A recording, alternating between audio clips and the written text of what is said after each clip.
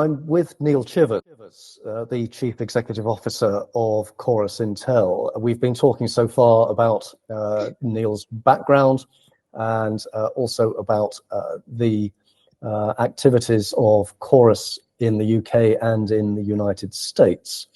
Neil, I'd like to turn our discussion now to a combination of where you see the challenges in policing internationally, the future challenges for policing internationally to lie, and what it is that Chorus is looking at in order better to help forces, possibly worldwide, to address some of those future challenges. Okay, cool. Not an easy question, but I'll give it a go. It's not. Fortunately, I'm the one asking the questions rather than trying to answer them. Yeah, so we're seeing it, pretty intensely, really, I guess, within Chorus and our client base. As we sort of previously said, we've got a really good understanding of the UK market. We're getting an improving understanding of the UK law enforcement market, but also on we've got a couple of federal clients, so we're starting to see their particular challenges. But at its heart, it's, from my perspective, just the exponential increase in digitally enabled crime, right? Particularly around conspiracy-based criminality, which is where Chorus tends to operate. Most crimes now have a digital element, whether it was plotting to do something or using certain social media platforms to orchestrate the actual act, or then also, talk about it afterwards. So the police really can't cope with the amount of digitally enabled crime, and that's where Chorus comes in. And I think fundamentally the other challenge is the analytical community within traditional policing agencies is clearly not growing at the same rate of that exponential increase in digitally enabled crime. So in fact, the stark truth of the matter is the analytical community is shrinking. A lot of that expertise is leaving the public sector and going into the private sector. And I think generally the highly skilled analysts out there, whilst they're doing a great job, there's less of them. So what can we do to help them bridge that gap? That's really where Chorus comes in, I think, Bernard. And that applies both to UK and US in your experience. Absolutely, yeah. There's a little bit of a different mix in the US. I think the role of the analyst is, in a traditional UK sense, is slightly different. There's many more sort of frontline investigators that have to get involved in terms of unpicking those conspiracies. And then, as you mentioned earlier in our interview, the 20,000 policing agencies, some agencies will have no analytical capability. Some of the bigger agencies, you'd be surprised at how little analytical capability that they've got, unless you're in that sort of top tier, like the major cities, of which there's 70 agencies that class themselves as major cities. So, what we're trying to do is to put our technology, our next gen technology, in the hands of frontline investigators to mitigate those risks in terms of missing things. And we're basically democratizing the analytical function to frontline investigators, notwithstanding that we need and want the analyst to be an integral part of our mission rolling forwards.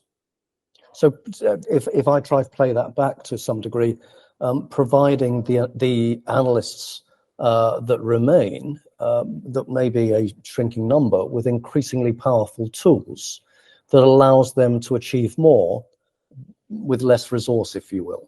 Yeah, and then also, where you can, take the pressure off them, right? So if you give the tool that's more easily accessible because it's cloud-based, it's modern in terms of how a consumer wants to use the user interface, because most of the recruitment in the police are coming from, the youngsters of the world, so they're used to consuming IT in a way that we were never used to many years ago. So if you make the Chorus Intelligence Suite a solution that people want to use, and it makes sense to them, then clearly, we'll keep the analyst community happy, but we'll also put it into the hands of these next generation of digital investigators. That's really what gets us out of bed every day.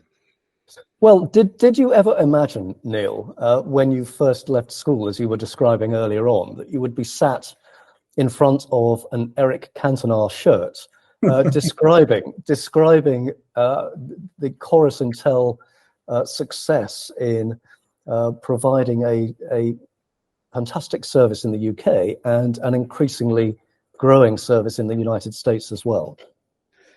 Never in a million years, really. You know, I guess it's sort of down to the way that you want to serve the public sector, right? So, you know, as I said at the very start, I've always worked in and around the public sector. I like to think I'm a bit of a public servant, and now I get my kicks around helping those guys do their job better. But you're completely correct. When I started this journey in '91, you know, we didn't even have a mobile phone in our pocket, right? And now we're trying to connect those dots and using open source intelligence. You know, who knew that there was over 200 social media platforms out there that criminals like to take advantage of? You know, I still don't know half of them, right? But we're plugged into those to help better solve that sort of criminality. So who would have known?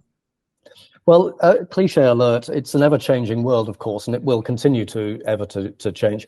I can see that you and colleagues have a great deal of work still to do in the United States.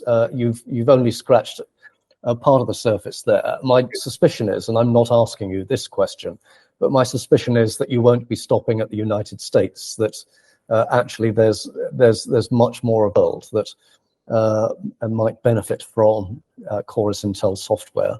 Maybe we can line up another conversation in a year or two's time, just to see how far further you and colleagues have got. So anyway, Neil, for the meantime, thank you so much for your time here on Policing TV. It's been fascinating to talk to you.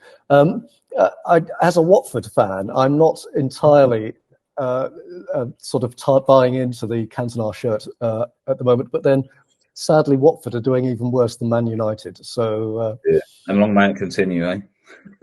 Well, I don't know about that. Anyway, Neil, thank you so much. Very good to speak. Awesome. Thanks for your time, Bernard.